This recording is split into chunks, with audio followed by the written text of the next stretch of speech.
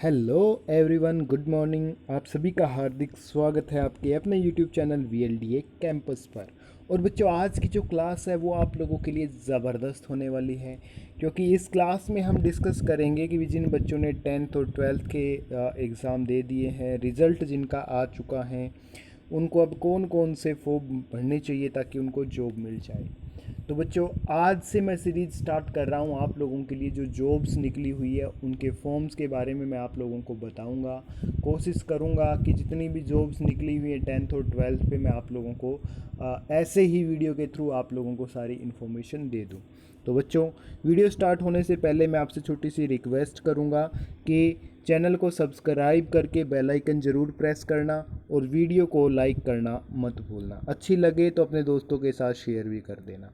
तो आइए बच्चों, अब हम स्टार्ट करते हैं हमारी आज की वीडियो क्लास। तो बच्चों, हरियाणा सरकार ने एक CET स्टार्ट किया है, entrance exam common eligibility test.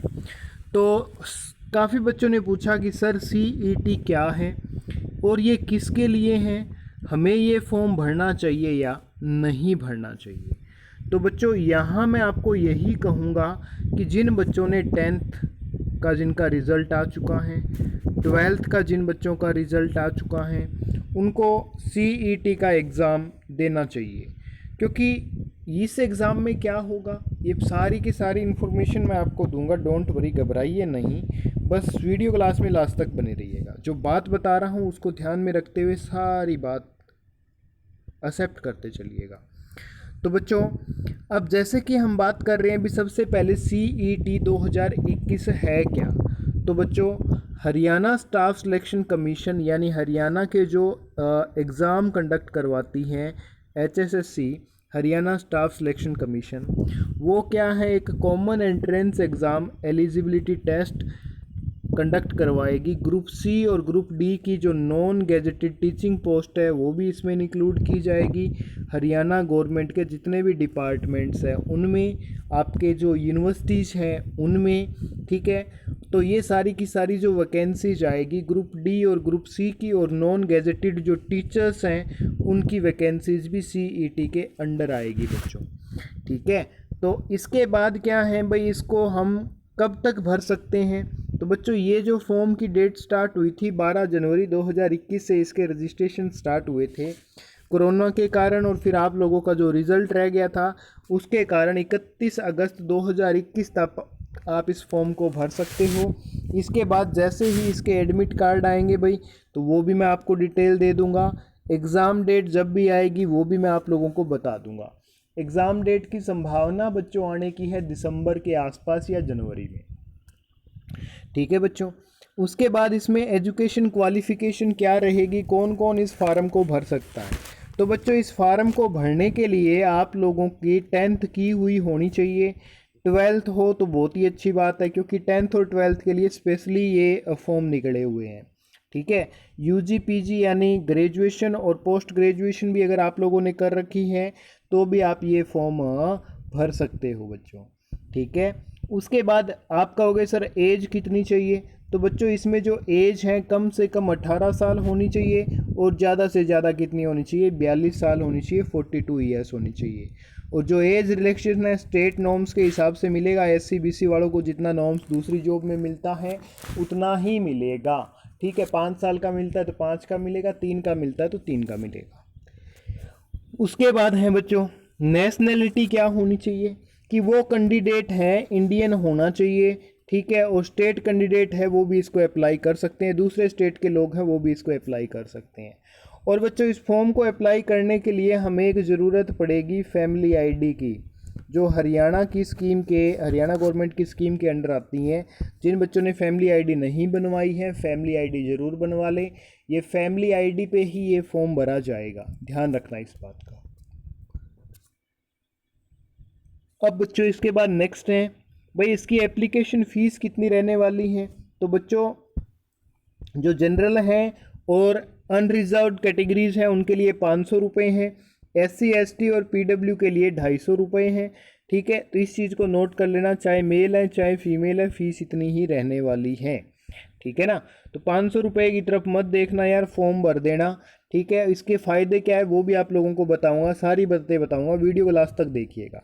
अब इसमें सिलेक्शन का प्रोसेस क्या रहेगा कि आपको ये टेस्ट देना पड़ेगा।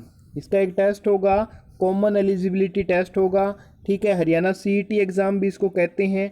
तो ये एग्ज़ाम होगा और ये एग्ज़ाम होने के बाद जो आपका स्कोर आएगा वो 3 साल तक वैलिड रहेगा, ठीक है। 3 साल तक, मान लो भी आपका पेपर हुआ 100 नंबर का, 100 नंबर में से आपके 75 नंबर आए, तो आपका जो सिलेक्शन होगा वो इस टेस्ट में जितने मार्क्स आए हैं उसके आधार पर मेरिट लिस्ट लगेगी और उसी के आधार पर ग्रुप डी की जॉब मिलेगी बच्चों, ठीक है। अब आप लोग कहोगे कि सर 75 नंबर आएंगे तो क्या हम ये एग्ज़ाम एक ही बार दे पाएंगे? तो ऐसा बिल्कुल नहीं है बच्चों। आपके 75 मार्क्स आए हैं, आपको लगता है भी कम है, हमें थोड़े ज़्यादा मार्क्स चाहिए, तो आप इस एग्ज़ाम को साल में एक बार दे सकते हो, ये आपके लिए छूट रहेगी, ठीक है। कोई बच्चा ना देना चाहे तो ये जो स्कोर कार्ड आपका आएगा ये 3 साल तक वैलिड रहेगा, ठीक है। और आप इसको अपडेट हर साल अपडेट कर सकते हो दोबारा से एग्ज़ाम दे के, ठीक है। जब तक आपकी जॉब नहीं लग जाती ये प्रोसीजर आपको फॉलो करना पड़ेगा, ठीक है ना बच्चों। अब जो ग्रुप डी की जो पोस्ट है बच्चों वो तो होगा based on the marks scored in common eligibility test और सोशियो इकोनॉमिक क्राइटेरिया पे और आपके एक्सपीरियंस पे। यानी एक तो सीईटी में जो आपके मार्क्स आएंगे उसके आधार पर, ठीक है।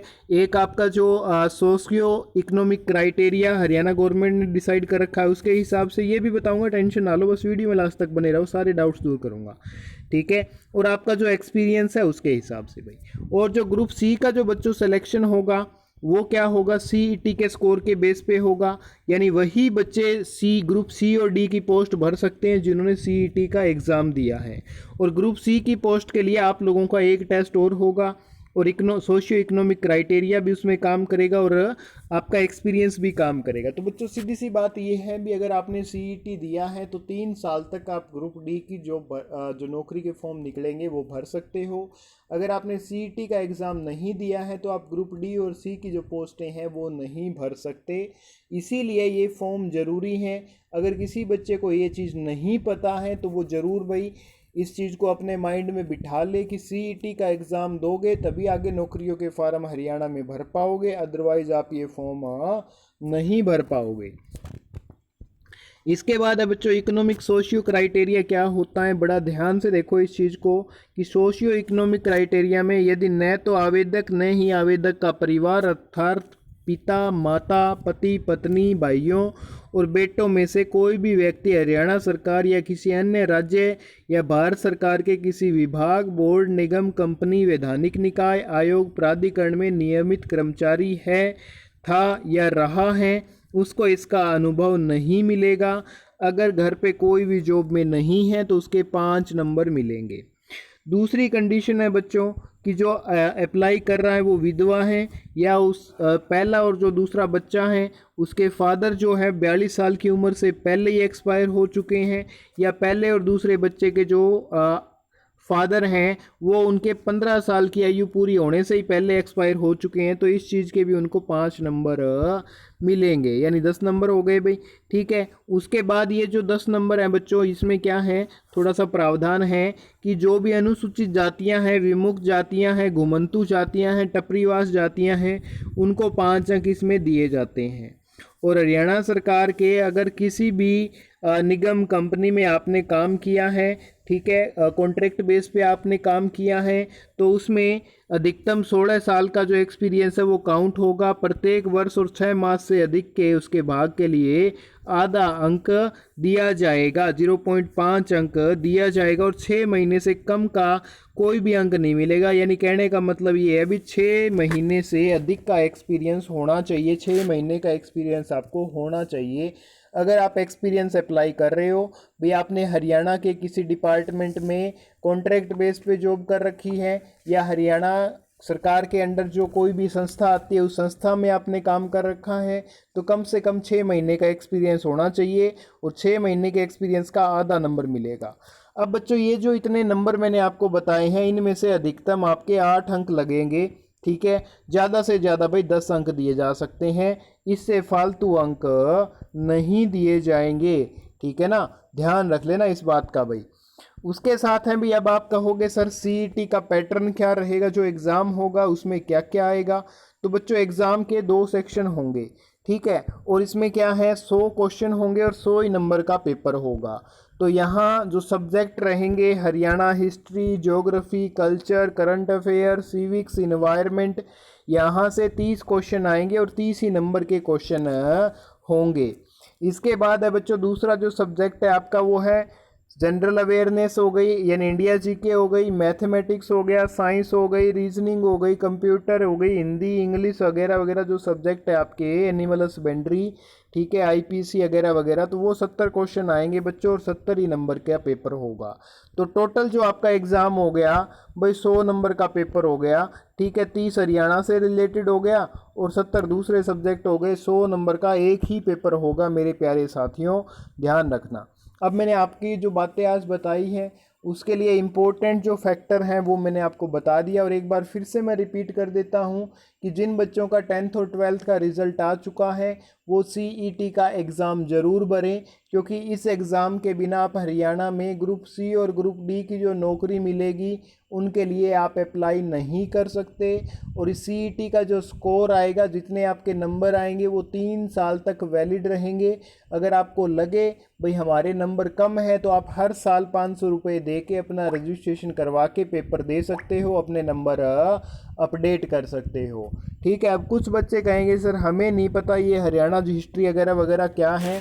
तो बच्चों यूट्यूब पे आप कहीं भी सर्च मारोगे तो आपको हरियाणा हिस्ट्री के बारे में, यानी आप हरियाणा में जिस स्टेट में रह रहे हो ना उसके बारे में ही आपसे क्वेश्चन पूछे जाएंगे। टेंशन ना लो, जैसे वीएलडीए का एग्ज़ाम हो जाएगा तो सीईटी के लिए हम यहाँ पे कोर्स स्टार्ट कर देंगे, टेंशन लेने की ज़रूरत नहीं है बच्चों, ठीक है। मैथ्स आपने पढ़ा है, साइंस आपने पढ़ी है, कंप्यूटर पढ़ा है, हिंदी इंग्लिश पढ़ी है, रीजनिंग भी पढ़ी है कुछ हद तक मैथ्स में, ठीक है। जनरल अवेयरनेस हो गई, इंडिया जीके बच्चों, ठीक है। इतनी बात ध्यान रख लेना और इसी के अकॉर्डिंग आप लोगों को पढ़ाई करनी है बच्चों। अब मैं आप लोगों के लिए जॉब से रिलेटेड भी जो वीडियोज़ यहाँ लेके आया करूँगा, तो जिनको जॉब से रिलेटेड वीडियो चाहिए भाई वो भी चैनल को सब्सक्राइब करके बेल आइकन को ज़रूर प्रेस कर देना, ताकि आप लोगों को हमारी हर एक वीडियो के बारे में नोटिफिकेशन मिल सके। इसके साथ साथ जो साथी वीएलडीए और बीएससी एग्रीकल्चर के एंट्रेंस एग्ज़ाम की तैयारी कर रहे हैं भाई, तो वो हमारे टेलीग्राम ग्रुप को ज्वाइन कर सकते हैं। डिस्क्रिप्शन में टेलीग्राम ग्रुप का लिंक दे रखा है बच्चों, उसको ज्वाइन कर लेना भाई, वहाँ आपको हमारी क्लास के बारे में नोटिफिकेशन मिलते रहेंगे। और बच्चों आपने इस क्लास को लास्ट तक देखा भाई, उसके लिए आप लोगों का धन्यवाद। स्टे कनेक्टेड विद अस, तो इसके लिए आपको हमारा चैनल सब्सक्राइब करना पड़ेगा। तो साथियों अब मिलेंगे हम हमारी नेक्स्ट क्लास में भाई, तब तक के लिए जय हिंद,